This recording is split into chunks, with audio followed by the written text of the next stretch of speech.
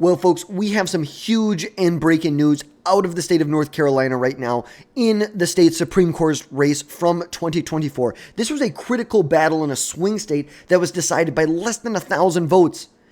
In an election where over 5 million ballots were cast, it was decided by less than 1,000 votes.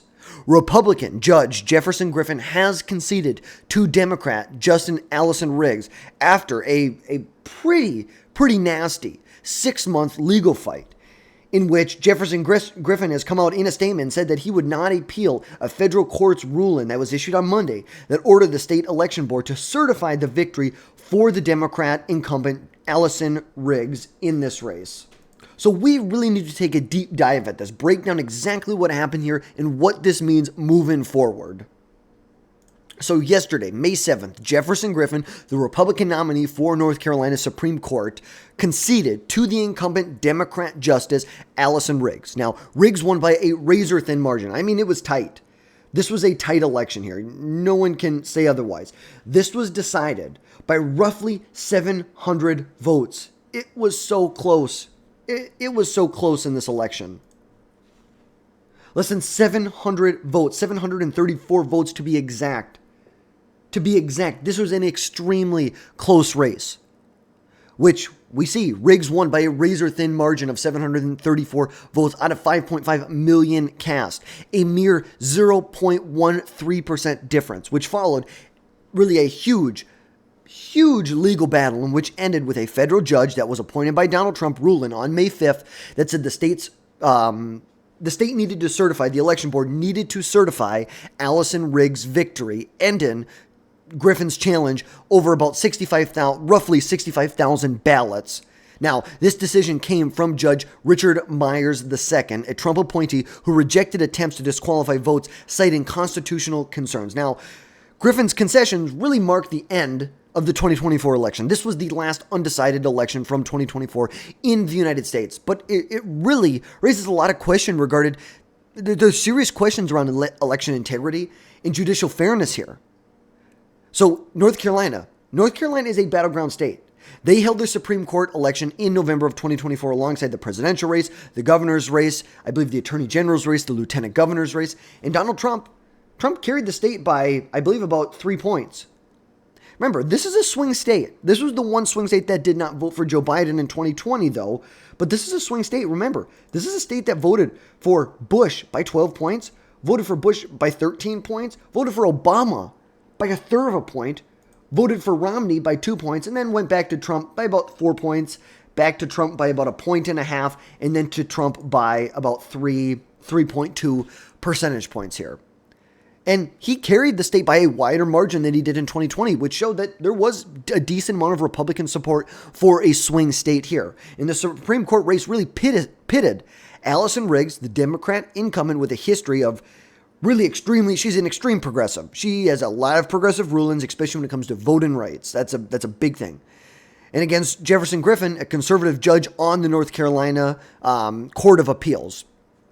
Now, the state Supreme Court currently has a 5-2 Republican majority and is a key battleground state for issues like voter ID, redistricting, election oversight. This is a very important race in the seat as the state of North Carolina becomes more and more in the center.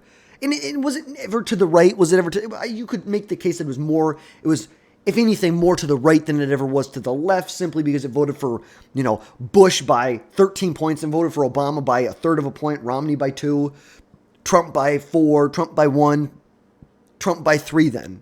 So you could make the case that it's a right-leaning state.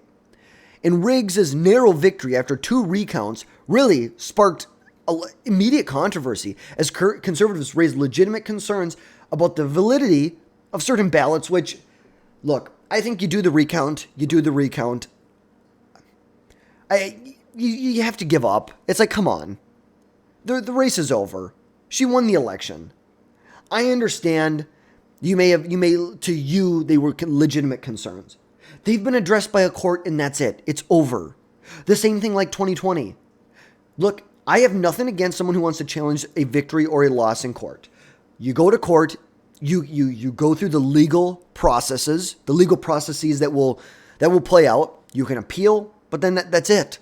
You have to respect. That is how our democracy works. You have to respect the results of an election when it's done. But Griffin did not concede after the recount, which did confirm that Allison Riggs had a 734 vote lead. Instead, he went on to challenge about 65,000 ballots focused on incomplete voter registration, lacking driver's license numbers, overseas ballots, including some from military voters that didn't meet the ID requirements, and alleged inconsistencies in voter eligibility. Look, if you have a case, bring it to the courts. If the courts say no, and the reality is, if you're going to challenge overseas ballots from people from the military, I'm going to guess, I'm just going to go on a limb here. I don't have any data to back this up, but I'm going to guess that most people, the majority of the people in the military, probably voted for the Republican in that race. Probably. They probably voted for Trump.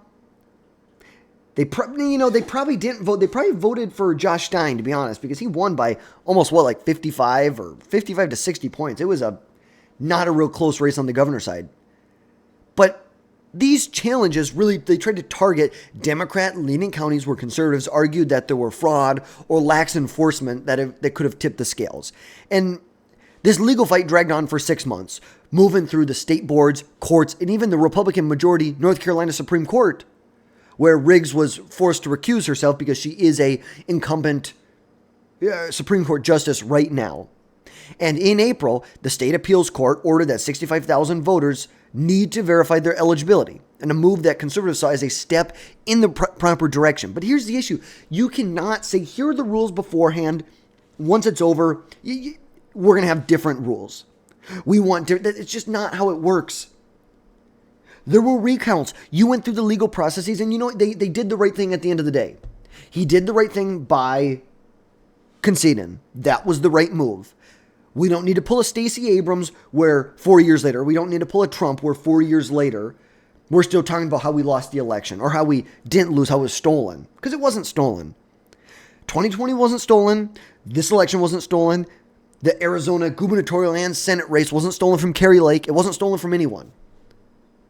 It just wasn't. That is reality. You can go through the legal processes, but after that is done, you must respect the results of an election.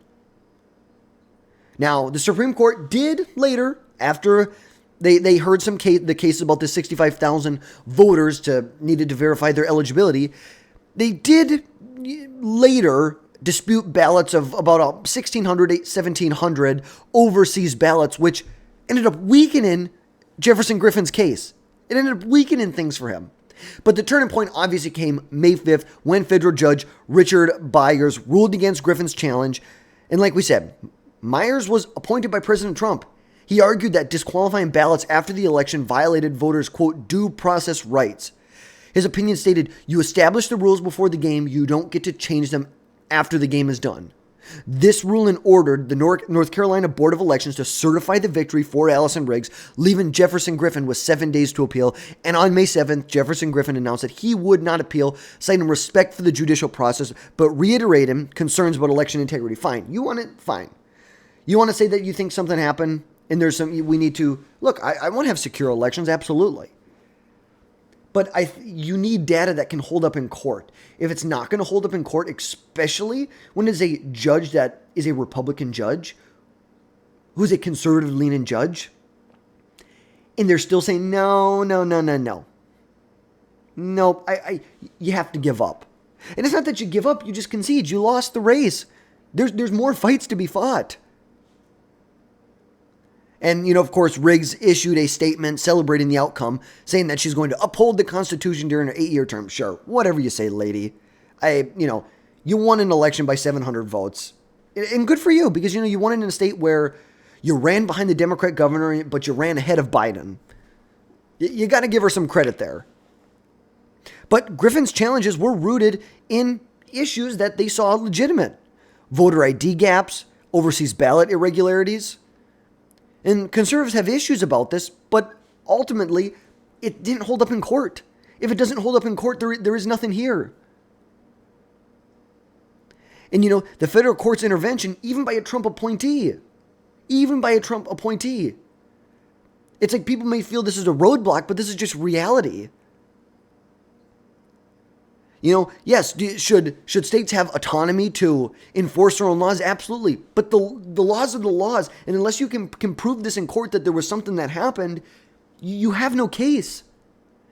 And I really am getting sick and tired of people who lose elections, and I get it, it's close. If it's close, I'm okay with recounts. I'm okay challenging things in courts. That is okay.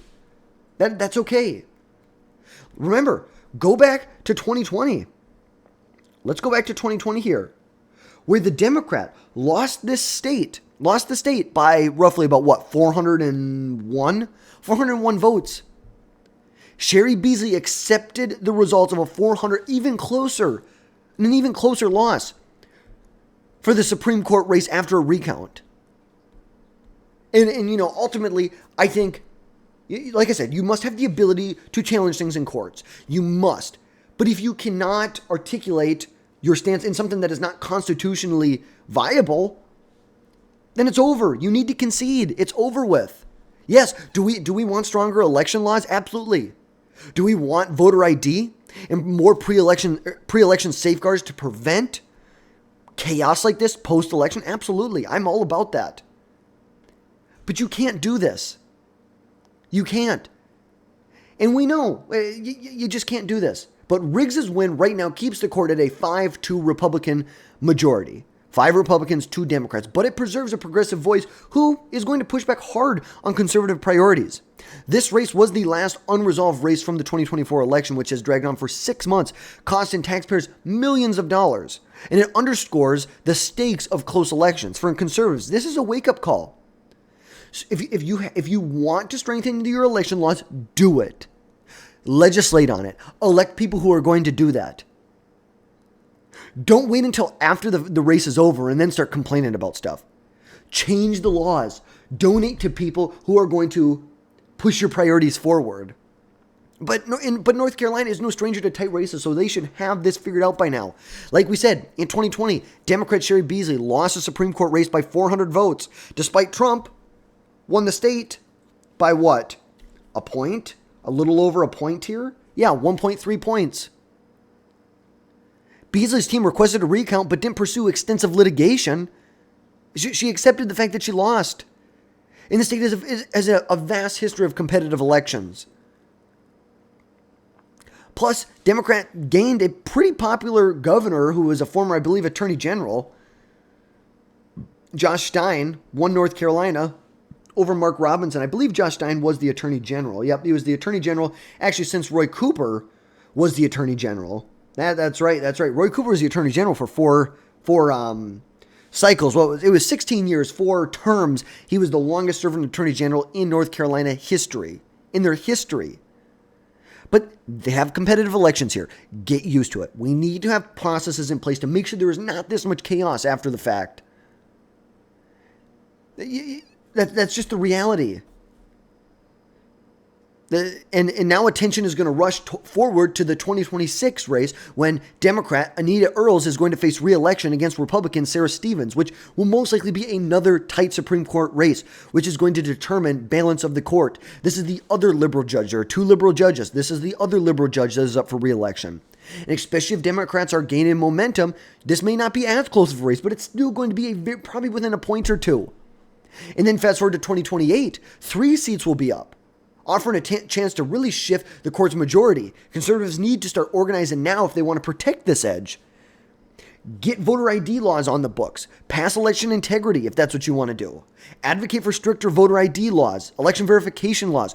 Boost voter turnout. Support candidates like Sarah Stevens, who aligns with more a constitutional principle. But at the end of the day, it doesn't matter if you're left or right. You need to adhere to the Constitution. In the 2026 race, will decide the U.S. Senate House races, in which is going to make North Carolina a focal point for both parties. Remember, you have Tom Tillis, who's up for re-election in North Carolina. Tom Tillis, very vulnerable Republican senator, very vulnerable. And you're probably going to see Roy Cooper, the former governor, jump in this race.